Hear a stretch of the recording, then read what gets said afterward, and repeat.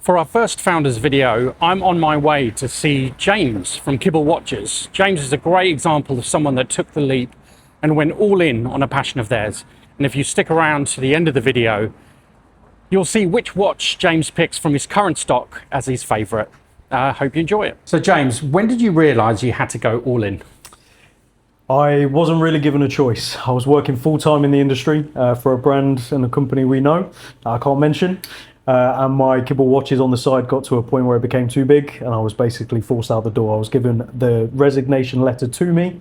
I didn't know the laws or anything like this. I didn't know I didn't have to sign that. I signed it, walked out the door, and that was it. That was the moment I realized I have to go full-time because I need to pay my rent. What a scary time that was. So had you already been selling watches on the side? Yeah, so I've been doing this 11 years now, full-time for about 7. So during the time I wasn't full-time, I was doing this completely on the side. So I was doing a 45-hour week at normal jobs in the industry, and building this on the side. So yeah, this got to a point where it became too much of a conflict of interest. A certain brand we both love and I sell many of still to this day, reached out to where I was working and said, you have a certain employee working for you. He sells our watches pre-owned. You have to get rid of him, otherwise we're cutting our entire brand from your company. And that would have been a very big loss for the company. So no, I have no hard feelings for him. It's an obvious choice. But at the time it was like, what on earth? What scared you the most before taking that leap? I think having it taken away from me as a choice was definitely the scariest part, but it was figuring out where the next paycheck was going to come from. You know, trying to work out the actual numbers. How much do I actually need to make in sales, and what does that equate to in actual real terms and money in my pocket after VAT, after all the costs that come with it? It's all the behind the scenes stuff that business owners typically don't really talk about, or if we do, it's usually in regards to a motivational thing or whatever it might be. The reality is there are so many behind the scene costs to running a business that you don't comprehend until you have to do it, or at least I didn't, you know, and I didn't have kids back then either, so my pain threshold was a lot more than it would be today. But yeah, that was the scariest thing, just knowing that the rent still had to be paid. I feel your pain with all the hidden costs as well. Yes, That's been an eye opener for me. Was there ever a moment where you thought this might not work? Oh, absolutely, yeah. Multiple times. So when I went full-time, I had a different accountant to who I have now, and it turned out he was doing my accounts completely wrong. I should have been paying VAT for around 2 years, and I hadn't been. So I got a very directed and pointed letter from HMRC, and I had to get this new accountant, who I still use today. He's fantastic, and we had to backtrack all the accounts, which obviously cost a huge amount in itself to backtrack that amount of accounts. And the amount I had to pay in VAT, I had to pay 2 years worth in one go, and a fine, because it's deemed my responsibility for not knowing, even though I had accountants. That's just the way it worked. That was a moment where I was ready to hand it in, to give it up. But luckily I managed to get a loan from the bank that covered it. And you know, that got paid off pretty soon after, thankfully. But that was a moment where I genuinely thought I had it figured out. Like I was like, oh, things seem to be ticking along nicely, you know, sales are happening, I'm paying my bills.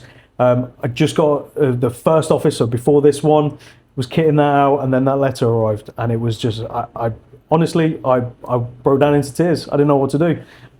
You know, I didn't have any money behind me. You know, my family is supportive, but they don't have any money to sort of help out, so completely on me. And I'm glad it, now looking back, you know, learning experience, learn about taxes and VAT before you go full-time into a business. That's what I would say. Wow. But that was one of the major ones, absolutely. Well done for recovering. That's a hell of a thing. And did they not give you some kind of payment plan? You had to just pay it all? So they gave me a payment plan for some of it, but I had to pay a minimum amount because of just how long the term was of not paying. And they deemed it sort of completely irresponsible of me to not know. So I was held quite responsible for it, which again, fair enough. But at the time I would have been, I don't know, 20. You know, yeah, you started really young. Yeah, so. I did. Yeah, so that came with its own things and benefits as well, of course. But it was a hell of a learning experience. When HMRC is knocking on your door at that age, not nice. Whenever they're knocking on your door, it's not nice. But that one was particularly scary. Crikey, baptism by fire. That exactly. What's the biggest thing people don't see behind the scenes? Biggest thing people don't see behind the scenes, probably the stress. You know, I think, yes, this is a hobby industry. You know, we deal with people each day who this is their pastime. This is what they do for fun. And obviously we do it for fun as well. but it is our job. It's what we do for a living, especially yourself now, right? That comes with its whole new can of worms that you've got to open and figure out as you go.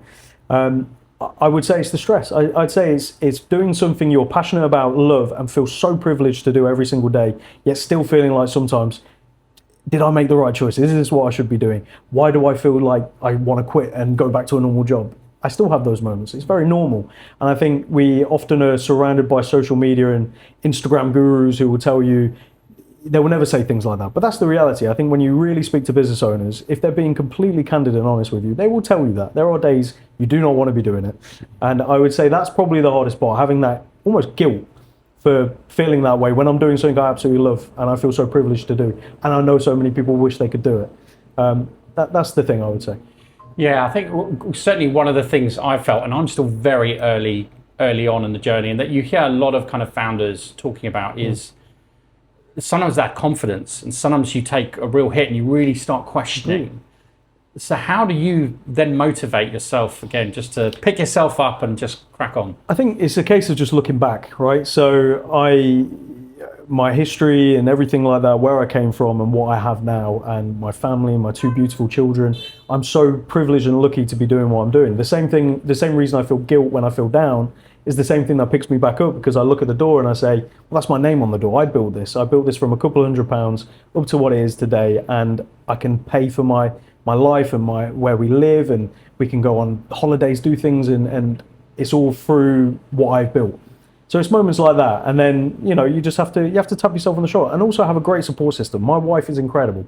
When I feel down, she can tell instantly, and she instantly picks me back up. I think having a good surround, even if it's friends, wife, whatever it might be, or just your kids. I mean, sometimes it's just as simple as going home and they're excited to see you, and you go, okay, we can keep going. I can get back in the next day. That's the beauty of it. Love it.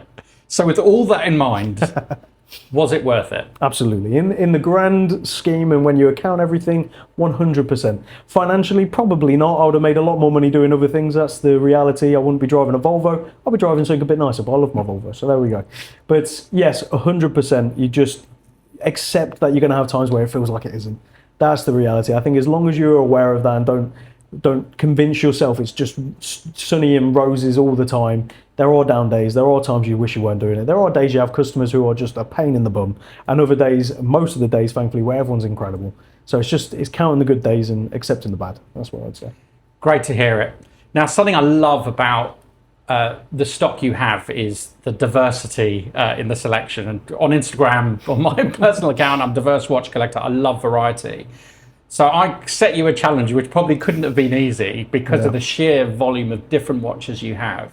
But I asked you to pick your favorite from your current stock. Yeah. What did you pick and why? Well, as you say, it was very difficult. It was like choosing a favorite child. So I went with this because at the moment, this is one on the website which I just think is incredible. So this is a 18 karat gold Audemars Piguet chronograph. Not something you see often, under £20,000, and you can get yourself something truly insane. It's like an old pocket watch with the dial. The case is actually unlike anything else from AP, and yeah, it has AP on the dial. Everyone goes instantly to the Royal Oak, and don't get me wrong, it's a great watch. I love them. Whenever I get them in stock, I'm very happy. But this says so much more about a collector, in my opinion, than having a Royal Oak. I'm sure I'm going to get some hate for that, but I think this is absolutely stunning. And as I say, value for money is something I focus on. £20,000 is a lot of money, do not get me wrong. But when we're talking this kind of watchmaking from this brand, that's good value for money. I mean, where are entry-level steel Royal Oaks at the moment? This blows my mind. Yeah. So that's mine. And it's a good chunk of gold, so there's a lot of value in gold there as well. I mean, I'm wearing gold. I think gold at the moment, because of how high it is, intrinsic value, who knows where the world's going at the moment. Crazy people are in power, so having physical gold on you, that's the best way. Yeah, exactly. Great choice.